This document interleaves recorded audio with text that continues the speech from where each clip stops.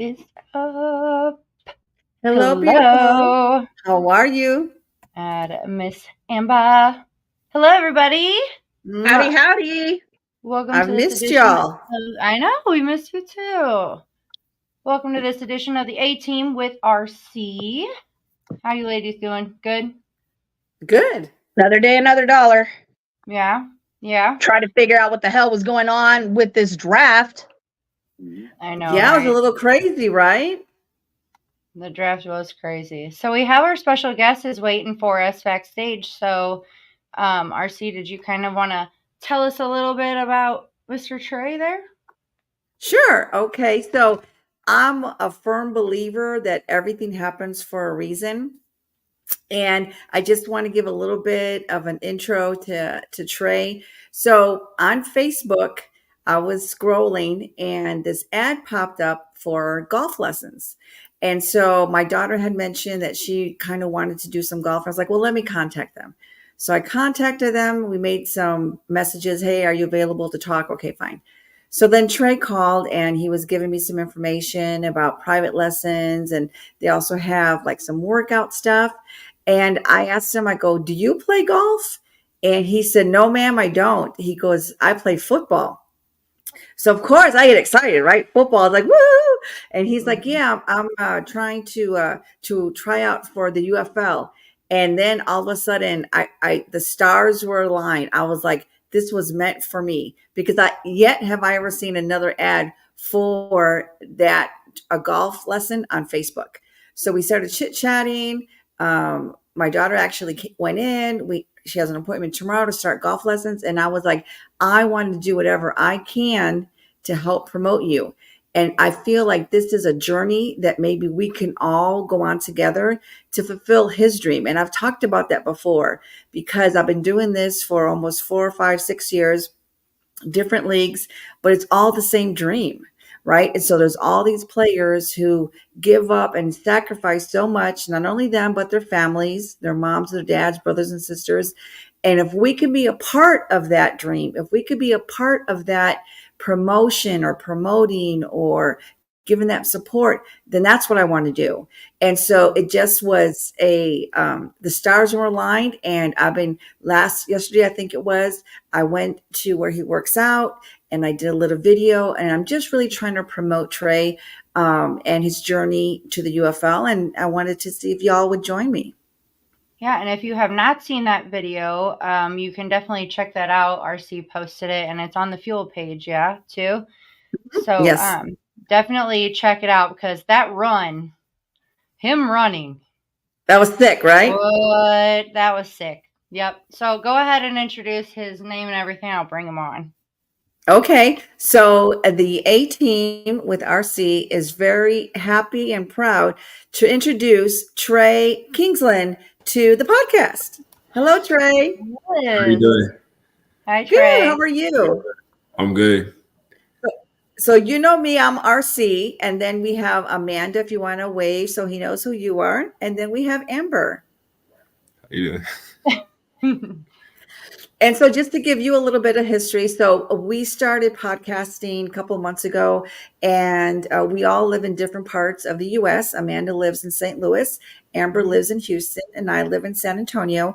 And so we all represent the teams from the UFL. So I'm the Brahma fan, Battlehawk, and Roughneck.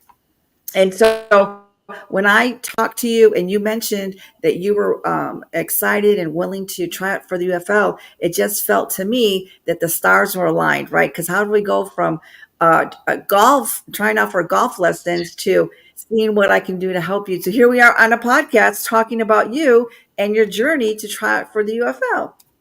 Yes, ma'am. So tell us a little bit about yourself. So I know a little bit because I've looked you up, but tell us like where you went to school, where you're from, because I think that's interesting too. Okay, so I'm originally from Anchorage, Alaska. Graduated from Barlow High School.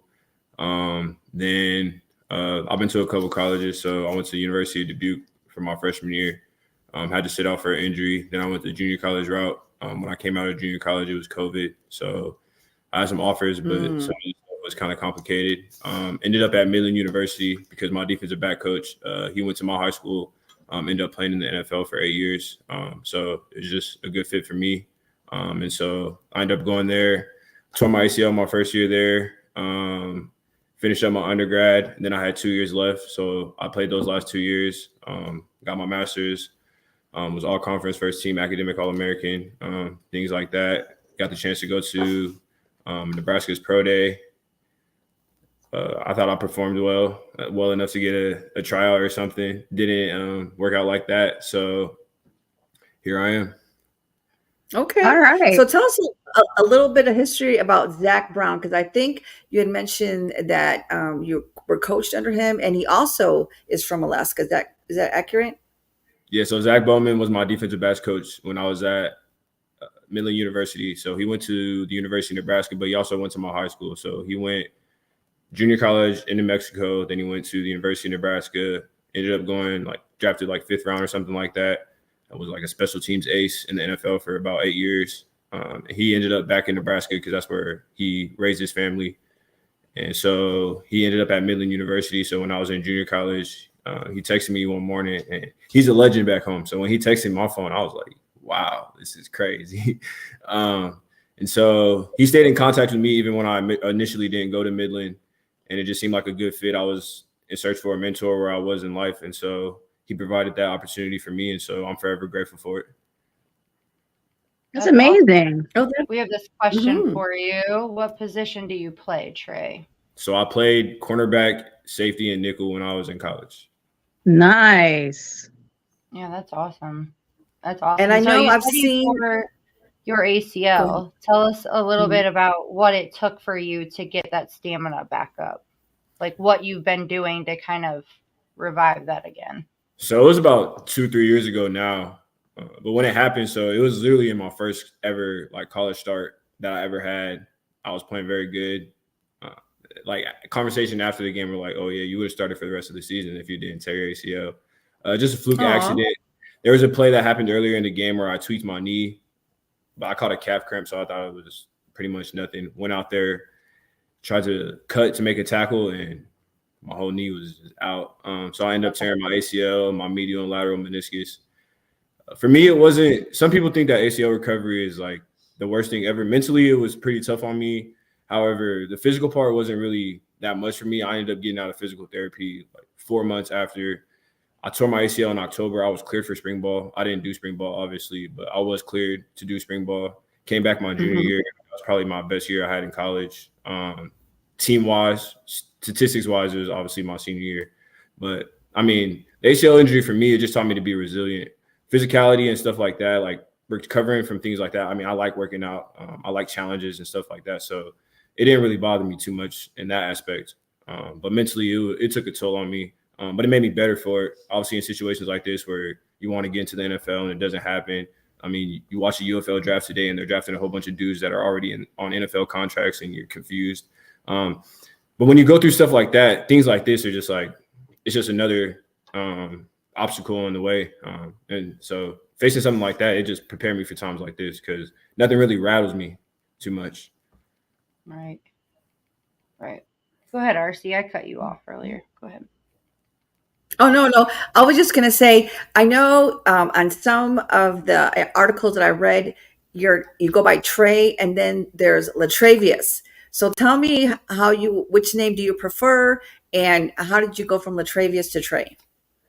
So I did go from LaTraviaus to Trey. Most people see my name on paper and they do not know how to say my name. And so when I was growing up, my family would call me Travie because LaTraviaus, obviously the T is capitalized. So if you take off the L and the A, Travie's right there. Some people would call me Trey and things like that. And I didn't want to be called that in public. And as I got older. You don't like Trey? I like Trey. No? No? Okay. No, man. That's what a little kid would probably say, Trey. So just to prevent, obviously, my family, they hear an announcer say my name and they LaTraviaus or things like that. I was just I'll just go by Trey. It's easier. Obviously, as I've gotten older, LaTraviaus is my name, so I don't mind when people call me because I get to introduce myself to people. But I mostly go by Trey because everything that I did in college, it's attached to just Tracie Kingsland. Right. Nice.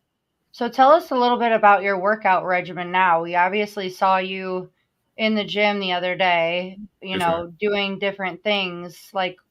what is it like for you right now preparing for the tryouts and all that? Explain a little bit about your everyday life, like what you have to do.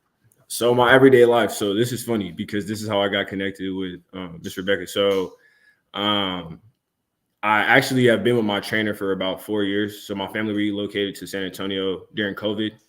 And so I was looking for a place to train. So I ended up at a place called D1 San Antonio. And so my trainer was an intern there at the time because he's from Wolverhampton. And so something about, I don't know the specifics, but I know he was an intern at the time. And then so I left to go to college, came back, ended up working with him and working out with him. And he got me prepared to go to college. And so now he owns his own facility where he does golf because that's what he's most passionate about. But he's always been the person that I trained with. And so when he moved over to the golf side of things, he always let people know that if they train with him, obviously he would continue to train them. But as far as taking in new clients and things like that, he doesn't really go down that route with people. And so right now, my regimen, I wake up at 4:00 in the morning to teach his 5:30 class. So I work out. I work there from about 5:30 to 1, sometimes maybe a little later. And then me and him, we work out from 1 to about 3, just depending on the day. The workout regimen, if I told you what we did, you wouldn't believe me. It's pretty crazy. A lot of plyometrics, a lot of strength work. Right now we're in something that you call an isometric phase. So it's a lot of getting down, staying in that position, and driving the weight back up. Honestly, I'm more prepared now than I probably was for my pro day. So I'm excited for the 28th to do the showcase because I know some of the things that I've done, especially with him knowing my body, knowing certain things that go along with strengthening my knee and keeping it in the best shape possible, obviously to play for as long as I can and try to get myself an opportunity. I feel like I'm with the best person that knows me the best, that can help me succeed the best. And so workout regimen wise, it's just upper body, lower body, upper body, lower body every single day. So like first day of upper body is a lot of sprint mechanics, things like that. That's why when she came in yesterday, that's what you guys seen. Today, if she would have came and recorded today, it would have been more getting prepared to do like triple broad and stuff like that. So a lot of jumping exercises, calf raises, things like that. It's pretty simple. We don't really do all the nuance of the science stuff. We keep it basic. We stick to the basic strength and conditioning stuff, bench, deadlift, squat, things like that. And then when it's time to sprint and jump and things like that, we get after it. We do max effort. That's the only way you're going to get faster. It's the only way you're going to jump hard. All right. Have you ever incorporated other items such as ballet or yoga to improve your stretching or your footwork? So when I was in Utah, which is where I did my pre-draft training, we had yoga every Wednesday. And I will always say that is the hardest day that we had while we were there because you think you're going in, you're going to relax, you're going to like woosah and things like that. And I'm going to stay. And no, ma'am, that is not. Not at all. You said no, ma'am. That's not it. So what are some of the sports inspirations that you have growing up that has led you on the path that you're on? So Barlow High School is pretty prevalent for producing athletes. And so when you play there, I mean, you walk around the walls, you have people like Mario Chalmers who played in the NBA. You have people like Zach Bowman who played in the NFL. We have some other people as well. And then somebody that I call my uncle who's known my mom since they were in high school. His name's Delvin Miles. He was pretty prevalent on the arena football scene. He actually coaches arena football for the Oregon Black Bears. They folded. And so he started training me when I was about 14 years old. And so for me, being trained by him and seeing, he went on to play for Oklahoma State, had a chance. Things didn't work out well with the NFL, but he played in the Arena Football League for about 10 to 12 years. So being around that environment, you just want to like embrace it and you want to be the next person out. And you see people in Alaska all the time. People like, you're from Alaska. There's a lot of talent up there. It's just the demographic and the way people like have to be so far away from their families and try to make things work. It doesn't always work out like that. So if I can do a little bit, whether I make it or not, to inspire the next generation, like you can get your foot in the door, you can give yourself a chance. That's all you can ask. That's all you can help yourself. So my inspiration just comes from having other people in front of me inspire me, and just me trying to inspire the other people back home to know, like, you can do whatever it is you put your mind to. Don't let nobody tell you just because you're from Alaska or you're from a small town, like you can't do it, because you can. Mm-hmm. Good for you. Yeah, RC, did you want to say something? Yeah. And so tell us a little bit about your journey to the UFL. Like, what made you decide, okay, this is the year that I'm going to try out? And what team, Brahmas, were you thinking or hoping to get on? Brahmas. St. Louis all day. You want to See play the in the Brahmas? dome? You see You the know you Brahmas? want to play in that dome. The dome is No, actually, you know. but there's Okay. nothing better than the Alamo Dome. I live in San Antonio. I'm sorry. There you go. My inspiration to play in the UFL obviously is you see the amount of people, you see the amount of leagues that there are out there, and then you see the success rate of people who actually get a chance to go to the NFL. And you look at these leagues, and sometimes you have to gauge like, okay, does this league really have eyes to get you to where you want to be? Because if you go into one of these leagues, you have to understand 2 or 3 years, if something hasn't worked out for you, it's probably not going to pan out that way. And that's fine. But at the end of the day, where do you want to go to give your best yourself the best shot? And I say that because, for instance, I played at the NAIA level, and I was very dominant my junior year, and I had opportunities to go other places. But for me, it was hard to leave somewhere where I tore my ACL and they didn't bat an eye. They still thought I was going to be one of the best players on their defense, and they tried to do everything they could to keep me. And so when you do make those decisions and you realize that if you would have made the other decision, it probably would have worked out better for you. You just have to start thinking about what's better for yourself. Obviously, I know people that coach arena football. I don't have anything against arena football. If that's an avenue I had to pursue, I would. But at the end of the day, I'm going to try to go and play in the best league that's available to me, and then I'll explore other options out of that. So when it comes to the UFL, I know that's the best league to try and get myself a shot at the NFL. And so that's what I've always wanted, and I'm going to put my best foot forward and see what happens.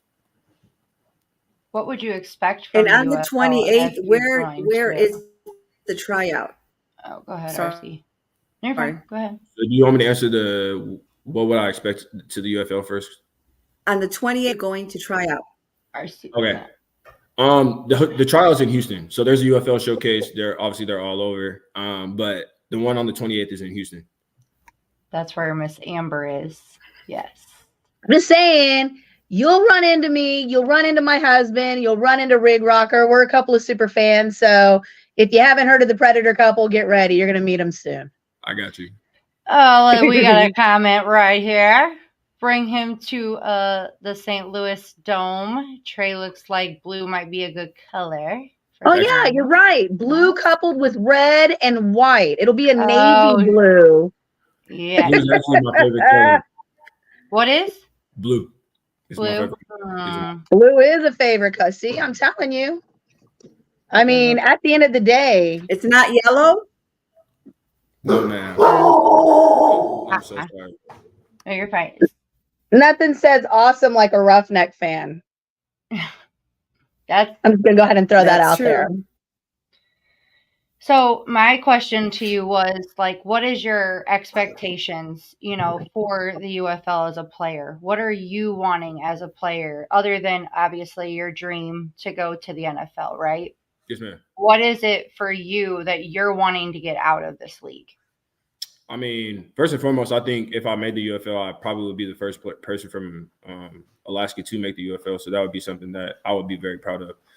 Second of all, it just gives me an opportunity to be in a team environment. I tell Coach Andy all the time, who's the owner where I work at, like, I'm itching to play football. Like, it bothers me that I'm not. So all I'm looking for in the UFL is opportunity. What happens after that, honestly, it's up to me. And sometimes it's factors you can't control. And so, like I said, I mean, obviously being one of the first people from where I'm at to do it, and then just me, myself, having the opportunity to do it and put my best foot forward and making something happen out of it, because I've seen it all the time in the UFL. Like, some people stick and some people don't. And most people that stick, they get other opportunities. And so the longer I can stick, I feel like the better opportunities I will have for myself. And what do you expect out of a coach? What do you expect to get from, whatever team that you would play for, if you were a drafter or whatever? The Roughnecks, just say it. What would you expect just say the from Brahmas? your coach? And if there was a coach that, of the UFL, who would you love to be working with? Man, you're putting me on the spot. You can't do that to him, man, because what happens if he says something and he goes to a different team? They might take that personally. We're going to scratch that question. Don't put him on the spot. Just say they're all good coaches. Yeah. I can't They're answer all equally wonderful in their own capacities. Yes, ma'am. I can answer the first part of the question, though, what I would expect from a coach. Yeah. What would you expect from a coach? There you go. Yeah. most of the coaches that are in the UFL have NFL experience, and so you're getting the best coaching, and that's why I said the UFL is the best league, because the coaches have been there, they've done that, they've been around it, they have connections to front offices, coaches, things like that. And so when you go to that league, all I'm expecting from a coach is to give me, I'm gonna give him 110% every day. Actually, scratch that. I don't believe in that. 100%. I'm gonna give him 100% every day, and so I would just expect the same, because at the end of the day, you have the tools. All I need, that's all I need. And so for me, that's all I'm looking for. And then, I mean, when it comes to who I want to play for, I want to play for whoever wants to give me an opportunity. That's right. That is the right answer. Thank you. Good answer. Good answer. Say a certain team. He answered it just the way he was supposed to. So good answer. Thank you. Who's going next? All right, Trey. Well, I know that we all. Go ahead. Go ahead, RC. She's still with you. I was just going to say, we also have your mom on in the back, because we wanted to talk to her and do a little mom to mom to get her opinion and some advice that she could give to other moms who are in the same position where they have a son who is trying out for a different league, or maybe the journey is different than what the average other athlete may be doing. Yes, ma'am. She's right here. So you want to introduce your mom, Trey? So this is my mom, best mom in the world, Tracie Kingsland. Welcome, Miss Kingsland. Hello. Hello. Welcome. Thank you. Thank you so much for coming on. Of course. Welcome.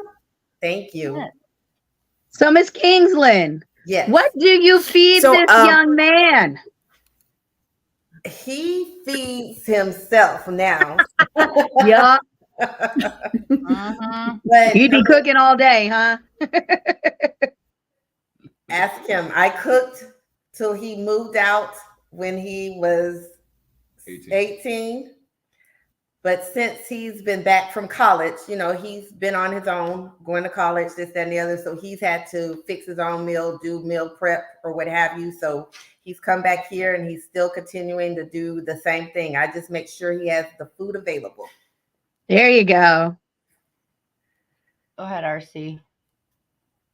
Shit, I don't know. She doesn't answer. Anyway. Mom, I was just going to ask you. So tell us your journey of being a supporter for him as he continues his dream of being in the NFL or the UFL. I just try to, I'm just going to say, I have faith in God.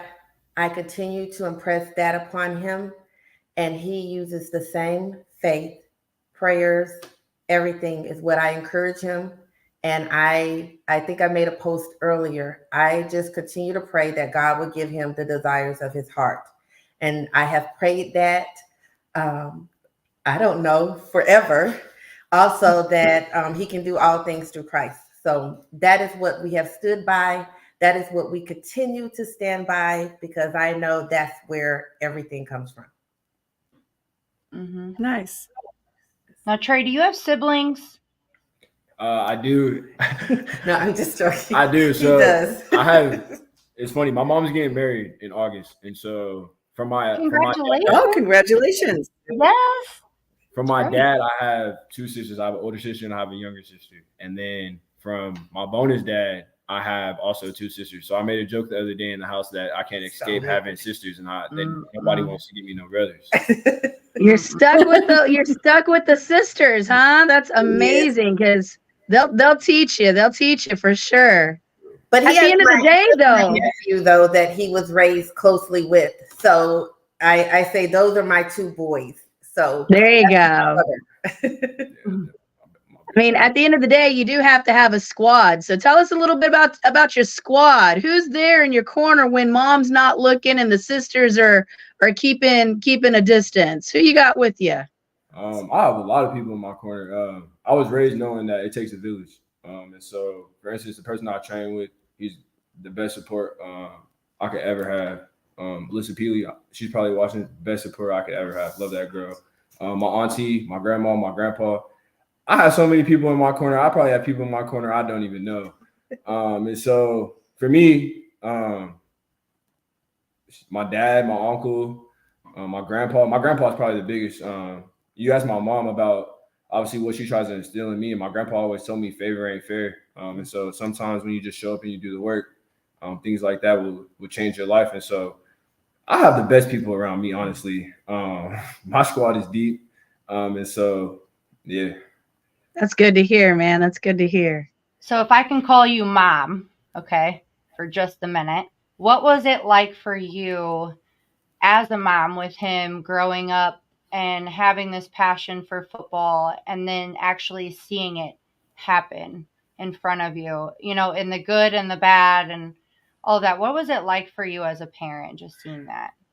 I will say, number one, it was hard for me initially to even let him play football because I just thought it was a rough sport. He started off playing basketball, and to me, I was just like, you are excelling at basketball. Let's just stick with that. Why do you need to find another sport? But at some point, he convinced me, hey, mom, he really wanted to do this. I think it was about maybe 4th or 5th grade. It was later. I convinced her 4th grade, but I got in trouble when she pulled me out. So it was 6th grade. And the truth comes out. There we go. Hey, at least he's the one that said something, though, brought it up and was honest about it. Yeah, so that means he knows. So from 6th grade on, he started off playing basketball. I would say like you were like maybe 4 or 5 because he started with the little boys. And so then 6th grade, he started football, and he has been, he did double football and basketball all through high school. So when he got to college, his choice was what? Football. So, but I've always known that was the sport that drove him, the sport that he really loved. Either way, I encourage him always to do your best. And he probably, like when he tore his ACL, you wouldn't have probably even known. I've always said to him, you can get up, keep on going, and don't let anything stop you. So that's what he's continued to do through life in general. He doesn't really let anything stop him. And I feel like that is a good thing in regards to LaTraviaus. Trey. Absolutely. So, and I'm just glad to be on this journey with him. He, like you said, he has so much support. And I will say it's definitely been a great support with my sister, his auntie. She calls him her nephew son. And with my parents. And then even with, as he got older, with his dad giving support, his dad's brother, his uncle and aunt that currently reside in Maryland, from all over, everybody has just been supportive and a village. And I will stop naming names because then I will probably get in a little bit of trouble because I don't say everybody. So I would just say the village knows who they are. They've been helping me, supporting me, whether it be to get him to and from practice, this, that, and the other, or to try and come to support at the college games. They have been definitely a support system. Trey, what's it like having your mom with you through all of this? I was raised by a single mom. My mom was all I had growing up. And so for me, I never questioned if my mom's going to be, by my side. I know no matter what I go through that she's always going to be there. And so it's the best feeling in the world, just knowing that I was raised by someone that's a strong-willed woman. They say a woman can't raise a man. Well, they lie because she did a good job. Obviously she had help and people around her that helped support her and things like that. But at the end of the day, any son that has the support of their mom, I feel like that's the best thing in the world because your mom, she's gonna tell you the truth. She's gonna cut it to you straight. She's a straight shooter. It's funny because like she said, like she didn't want me to play football and like she understands it like crazy. Like there was one play during the year, she was like, "You could have made that interception. Like, what were you doing?" I was like, "Whoa." You gotta be honest. Hey, I'm not even mad at it. Just being able to know that I know what people in the background are going to say about sports and things like that. But if your mom will tell it to you, like, it's the truth, it's coming from a great place. And so like having somebody like that, it's everything to me. And it's one of the reasons why I keep doing what I'm doing because I want to make her proud. Yeah. That's nice. So Well, Trey, ever if since you he had told you, one word to describe your mom, what would it be? Oh yeah. Courageous. Mm-hmm. all right, Nice. Mm-hmm. that's I a like good it. one. I love it. Now, ever since she told you could have made that interception, have you increased your ball handling skills, even though you're on the other end of it? See, the thing is like I have good ball skills. It's just like I'm more naturally a safety than a corner. Okay. And so yeah, I just be tripping. I be tripping sometimes.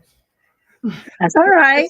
Sometimes, but it does help to incentivize. I did try to Oh yeah. incentivize him throughout his games, just so he could, he knows, you're gonna get this if you get this interception.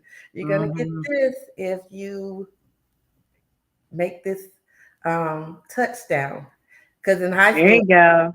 LaTraviaus played both sides. He played offense and defense. So I've seen that he can excel on the field, anywhere, any position.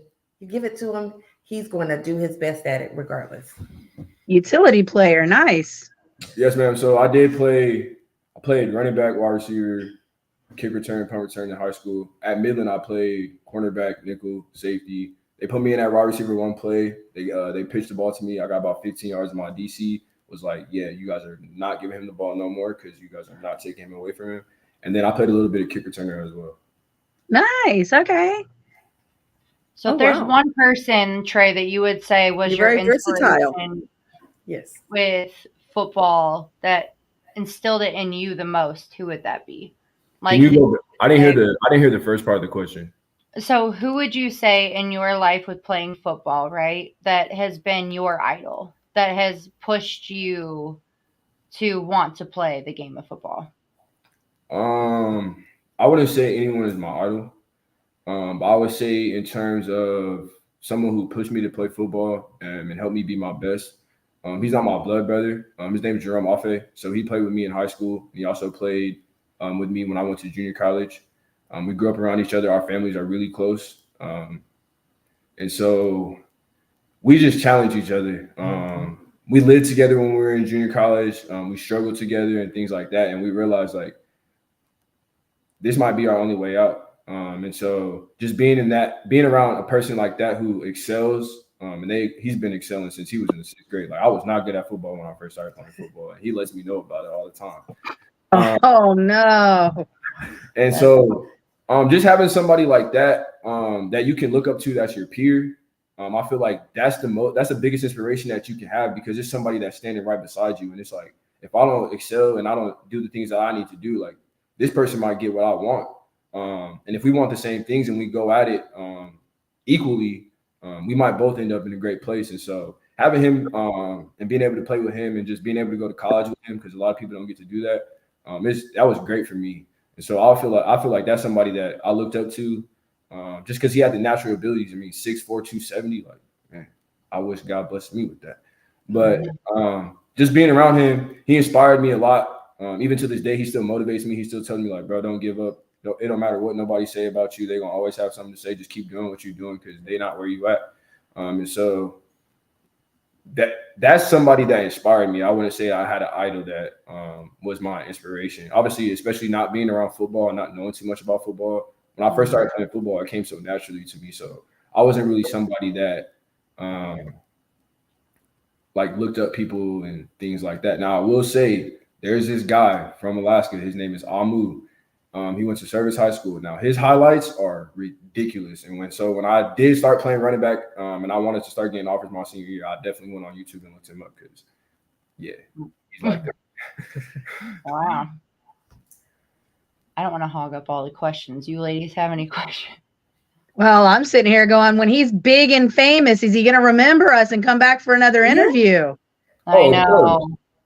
I know. So if you could pick one sponsorship, who would it be and why? Like a brand to sponsor me? Yeah. Oh, 100% Nike. That's all I wear. Oh. My trainer Why? always the worst footwear in the world for you that I'm gonna get like bunions and plantar fasciitis and all that other kind of stuff, and I'll deal with that when I'm 50 years old. But I mean, just their motto alone, just do it. Like sometimes in life, like regardless of what happens, you just got to get up and you got to do it. A lot of times that's half the battle right there, because some people, you tell them no too many times and they just give up and they stop. And that's not me. And so maybe that's why I wear it all the time, just because the motto is fitting them, is who I am. And so, I mean, I just like their clothes and their shoes. They're really Nice. Nice. Okay. So as the three podcasters here and everyone that's listening and watching, what can we do to help you on your journey to actually obtain getting on the team for UFL team? I mean, obviously the biggest thing for me is going to a small school. I played in the Great Plains Athletic Conference, which a lot of people don't know. That's the best conference in NAI. You have Northwestern, you have Morningside. Northwestern and Morningside, they produce the National Player of the Year every single year, if you look it up. And so, I mean, me playing against them and being dominant against them, biggest thing for me was exposure. And so for me, that's all I ever could ask for somebody. I mean, you asked the question, would I ever come back on when I make it big? Of course. I always remember the people that paved the way for me. And I think that people always think that people that pave the way for you are the people that come in front of you. The people that pave the way for you are the people that go out of their way to put you in the spotlight and try to help you get the opportunities with the platforms that they have. And so for me, that's all I'm looking for, is a little bit of exposure, people to get my name out as much as they can. And come the 28th, I plan to do the rest myself. Awesome. Right. We're so excited and so happy for you. Thank you. Yeah, we can't wait. In this upcoming showcase, real quick, in the upcoming showcase here in Houston, where do you think you're going to highlight the most? Is it going to be the running? Is it going to be the drills? Do you think it'll be the interviewing? I mean, what are you looking forward to most, and what do you think your biggest highlight's going to be?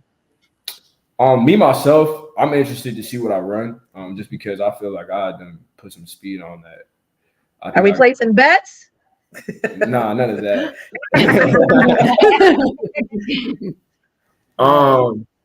But I mean, the biggest thing for me is obviously I want to figure out with the UFL if I could do both sessions, because I have played some offense and I have played some defense, and I feel like if that's something they allow me to do, I'll shine in the drills more than anything, just because like when I get the ball in my hands, I'm just a natural. And so, but obviously, I feel like I do a great job speaking to people. I mean, if you had to ask me one specific thing, I mean, I think I'm versatile. So I think if you give me opportunity to do every single thing, like you're just helping me.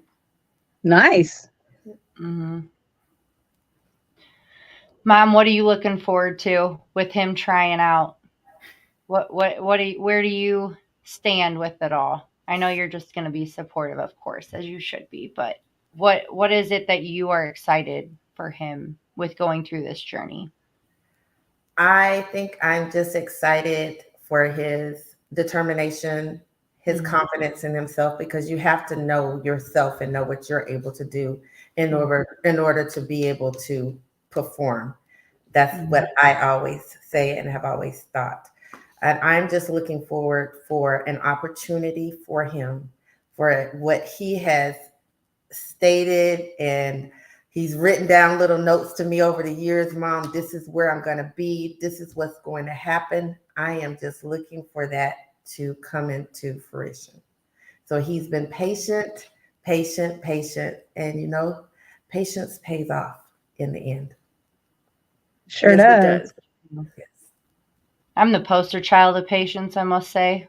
Thank you. I'm not. Not at all. I'm not at all. I put up with the both of y'all, so I think I'm pretty patient. That's true. What? So we've been asking you lots of questions. Do you have any questions for us? Man, you put me on the spot. If you don't, that is okay. That's okay.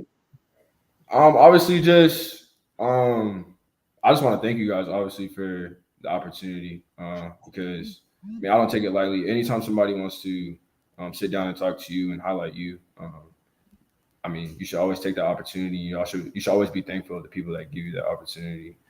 I mean, the question is just I mean, what can some athletes do, obviously, to get in touch with you guys so that they can do similar things? Because I feel like there's a lot of great athletes out there that just don't get the opportunity to get in front of people and, sometimes talk to themselves. Because especially coming from a small school, you do all the drills. Like, for instance, I stood out in the drills at Pro Day. I ran a 1.5 flat 10-yard split, which is probably the fastest out of any safety. And that was in the NFL draft this year. But you don't get to sit down and talk to teams and things like that. And so when they don't know what type of person you are, and they don't know your background story and things like that, sometimes they're just like, who cares? Like, I can find somebody else just like you. And sometimes that's not the reality. So what can players do to get in touch with people like you and be able to highlight themselves and do things like this where they can put their name out there? You want me to answer that? Yeah, that would be you, Amanda. You can reach out to any of us, of course, but that's what is so amazing about, shows like this and shows on our network is that we want to get to know the players behind the mask, right? For who they are, not just because they play football, right? We want to get to know you for this, what you do on your off time, the fun stuff, not always the serious stuff, but just I feel like there's more to the players than just the game of football. And everyone deserves to, everyone should be heard and we love it. And so basically just reaching out to us, we of course welcome it. And I was going to tell you, Trey, we would love to have you on again periodically throughout this entire journey just to kind of keep us updated on how everything is going and just so we can see your progress. Because I can personally say I can see that passion in you, with going through all of this, and you have a great supporter with your mother. And I have a very good feeling with this for you for the UFL this season. So yeah, keep doing it. Hey, Trey, spread the word. We want you to be the A team with RC's success story. So we want to have you back on here for sure to track your success. Look, I'm throwing it out there. He gave me the opportunity to plug. I'm going to plug. Look, tell your friends, your family, your neighbors, their cousins, their play cousins, and everybody. Get on the Apple stick. Go find Fuel, Fuel. We have an app. You can find our network. We're on Facebook, everywhere on social media that you can think of. Fuel is the way to go. And if you can get those people out there watching it, spread the word, they can spread your journey and in turn help other people spread theirs. And that's what we're about. We want to bring the personality out that you possess and not just the number on the jersey. Right. What she said. Right. I want to make that connection between you and the community, between you and the people here in San Antonio and throughout the UFL. We want you to connect with the people in St. Louis. We want you to connect with the people in Houston, because the more we know of you, the more we're rooting for you. And that's really what it's all about, because we feel your passion and we just want to share that. And we want to share you with everybody out here. And so I saw something special in you, and I heard that even on your voice. And I've said this before. Everything happens for a reason. And there's a reason why we connected. Because I was looking for golf for my daughter. And here you are, literally like a week later on the Fuel Sports Network, talking with your mom, making that connections. Now you have not only the three of us behind you, but now you have, I want to say, hundreds of people, because we have hundreds of people watching. And so we're looking for you. We're rooting for you. And I'm going to say, I'll be praying for you too, son. And so I'm okay with you calling Mama RC, because we need more mamas like us to support the sons. I'm a grandma, okay? So I'm okay with that. I'm kidding. I'm looking forward to having you with the Houston Roughnecks. That's all I'm saying. So this family right here that posted this comment, Kiela, she has the cutest little boy, and they traveled to every single Battlehawk game, whether it was there or away. Wow. Oh, wow. Yes, and supported the team like crazy. And these fans really are passionate for these players. Like they go above and beyond and do things like that. And that's because you guys deserve it. You know, you guys And it's not just really you. hard for it. Yeah, it's not just you, it's the family too. We make connections. Honey, you're about to have a huge extended family in the UFL fandom. I promise you. Great. Do we know? So sweet. Aw, So nice. Yeah. gotta go to a dentist. Giving me a toothache. Oh, Well, too we won't sweet, huh? keep you guys. Thank you so much for coming on. And Thank you. Trey, we Thank really you. do want to keep tracking your journey. So please stay in touch with us, okay? And Yes, ma'am. send us videos, workout videos, you know, like all that I'll get along some your more journey. of you. Miss Yeah. Kingsland, I I'll see you definitely tomorrow. would love to see you as well. Thank Yes, you. of Yes. course. We'll Thank you follow all for this opportunity. We appreciate you so much. Thank you. Of course. Thank you so much, you guys. Have a good night. I get an autograph on the 28th, Trey. I got you. Yeah, I get I'm gonna get autographs. my autograph tomorrow. I'm not gonna. Shut up, RC. Lord, All right, y'all. Ooh, Bye. Lord, All right, bye. Bye-bye. Aren't they great? oh my God, Man, that was so good. dude, Yeah. this is going to be one of so many amazing stories that we're getting ready to see from this upcoming class, whether it's through the draft that we just had, whether it's through the showcases that we're getting ready to have. And I'm looking forward to seeing what the UFL has come next season. This is going to be amazing. I can't wait, guys. I can't wait. And UFL, let's not forget, he's the first player in Alaska. Big deal. Like, that's really cool. So, Yeah, that just means that the league is expanding, the league is getting bigger, and the reach. yes, it's the reach Exactly. that's happening. So, kudos to the UFL for that, because that is impressive. It's just really cool to see that and, you know, have opportunities like that. So, anyone that's watching that is in Alaska or wherever, come on over. Red Thank you. Rover, come on over. Just Oh, saying. Red Rover. That's right. Come on over. So, did you guys have anything you wanted to add about the drafts today? I was gonna say, what'd y'all think? Yay or nay? I'm yay for the UTSA player because I love having someone from San Antonio having the opportunity to play for San Antonio. But yeah. What's the issue with the coaches? We don't even know what coaches are. Who's picking these players? That's where I'm at. Overall, we don't have our coaches set to our teams.